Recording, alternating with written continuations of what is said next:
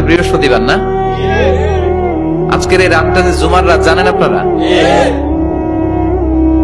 আমরা বাংলাদেশে মনে করি জুমার দিন শেষে যে রাতটা ওইটা মনে হয় জুমার রাত, আসলে ওইটা শনিবারের রাত।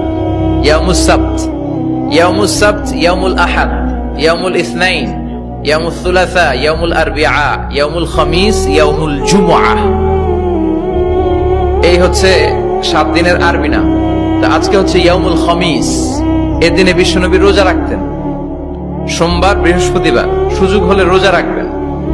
যারা রোজা রাখবে তাদের জন্য ইন দ্য ডে অফ জাজমেন্টে আল্লাহ স্পেশাল একটা গেট বানাবে জান্নাতে ঢোকার জন্য।